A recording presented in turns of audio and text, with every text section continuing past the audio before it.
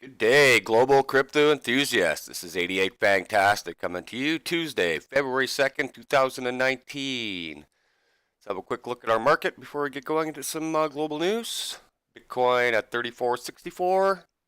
Not much happening over the weekend. Everything's still pretty much the same. Just a couple other things we're going to start adding to the show with top gainers and top losers.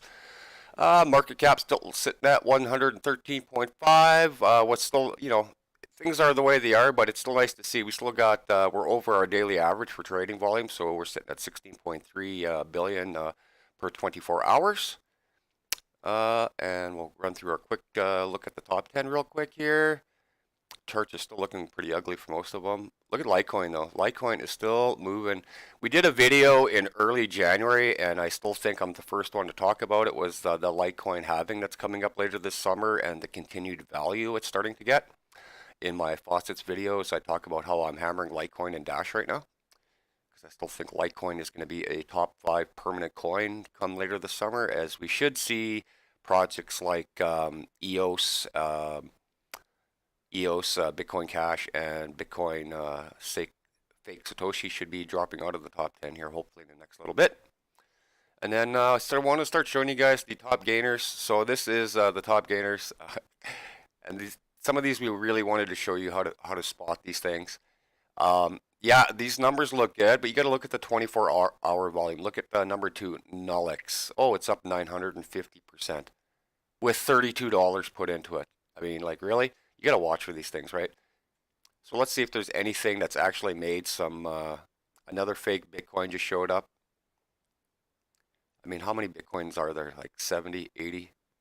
But again, as we can see, the top 25 that moved, none of these are even worthy. None of these even have any daily trading volume. So let's see what our losers of the week are. If there's anybody that's any decent in here. Other than that, they're all going to be crap. Look at these. Coinat, Bolenum, Aquarius Coin, Bitquark, Printerium. Who is trading this? Who is trading this? None of this. This is what they talk about when the market needs to be corrected. Everything that I just showed you on the previous page and this page, garbage. So we've got 2,100 cryptocurrencies right now, and honestly, there is still, I'm going to say at least 1,900 out of those 2,100 that are total pieces of shit and still destroying this market, and they really need to go. That's all we got for the market update. Nothing that's solid was moving. Nothing that was solid was really losing. Everything's pretty much still the Bart Simpson haircut, up and down, up and down, up and down. So let's start getting into our news.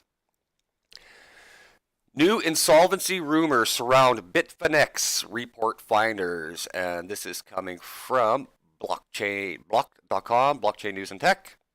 And let's get into the article here.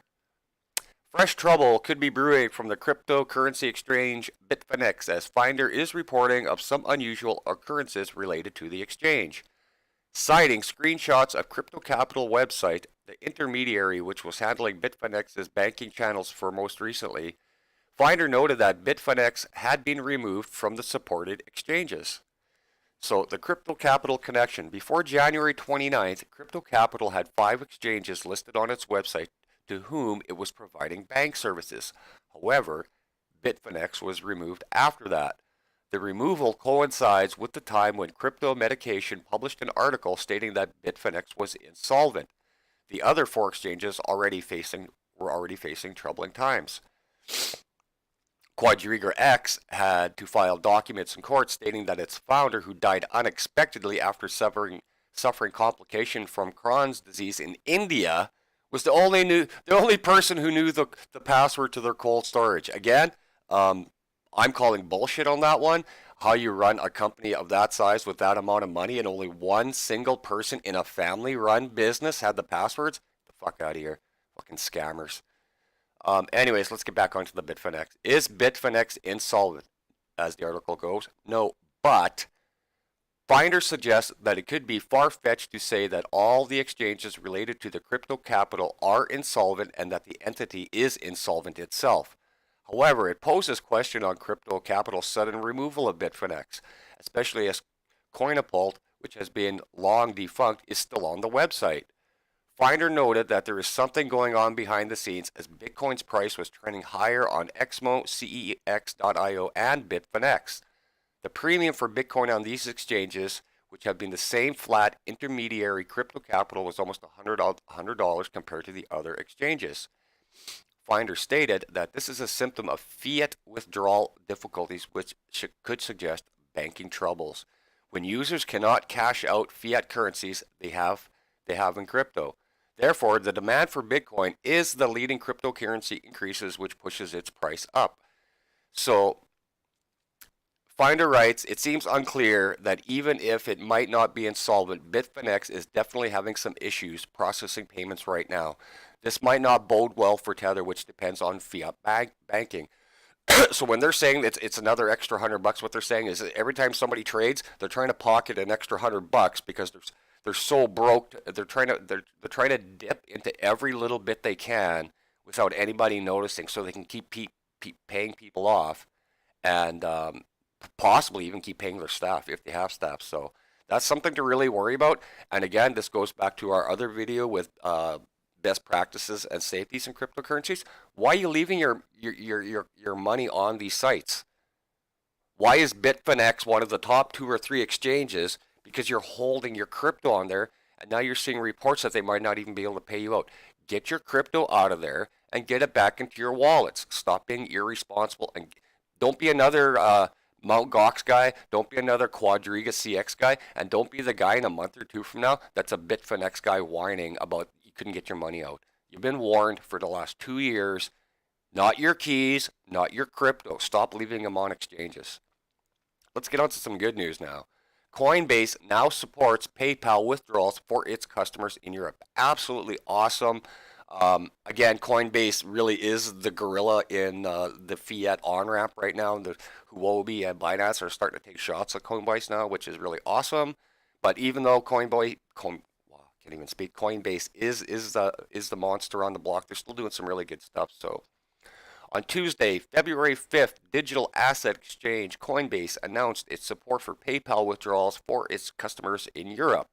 As reported here, Coinbase first announced on December 14, 2018 that its U.S. customers can make free instant withdrawals to their PayPal account. According to a blog post by Alan Osgood, a project manager at Coinbase, up till December 14th, U.S. customers needed either an ACH or a Fedwire known as a Federal Reserve Wire Network to account to withdraw their U.S. fiat from Coinbase. However, Coinbase's PayPal support for its U.S. customers meant that from that date, they have been able to withdraw Coinbase balances instantly without having to pay the 1.49 withdrawal fee, which they would need to pay if they were sending money to a U.S. bank account. That's really good news. Coinbase says that prior to adding PayPal support, SEPA and UK faster payments were the only options for European customers to withdraw their funds. However, this feature became available to UK customers on January 17th. As for customers not based in the EU, a European Free Trade Association country, or the US, have no fear. Coinbase once again promises to expand PayPal support during the remainder of this year to the rest of the jurisdictions. This is awesome because, again, like I talked in a video before, I'm in Canada. I don't have these options. I have to go credit card through somebody or somebody. Most of the banks still don't do it here in Canada. So for people in Canada, we've had to use alternate measures in order to get our money into the space. Continuing on, Tron's BitTorrent investment pays off as BTT pumps 870% since its ICO. BTT is the BitTorrent Token. We had discussed this on one of my videos last week or the week before, how it was added onto the KuCoin network. And they say cryptocurrency is in a bear market, and it is. Not for investors in the BitTorrent BTT ICO that occurred on January 28th. The company that led the charge in peer-to-peer file sharing on the web just made history with a sellout ICO and gains of 870% in 1 week. It was launched the day I put out the video, and not anybody else even talked about this until 2 to 3 days after. I'm trying to get to 1,000 subs. I'm getting all this information out 2 to 3 days earlier than people with 100,000 subs in the space. Let's go. Anyways, most people have heard of BitTorrent, one of the most effective ways of transferring files around the internet. Functioning since the early 2000s, BitTorrent allows its users to download heavier files faster by splitting the network. In one giant leap, we can introduce blockchain to hundreds of millions of users around the world and empower a new generation of content creators with tools to distribute their content directly to others on the web.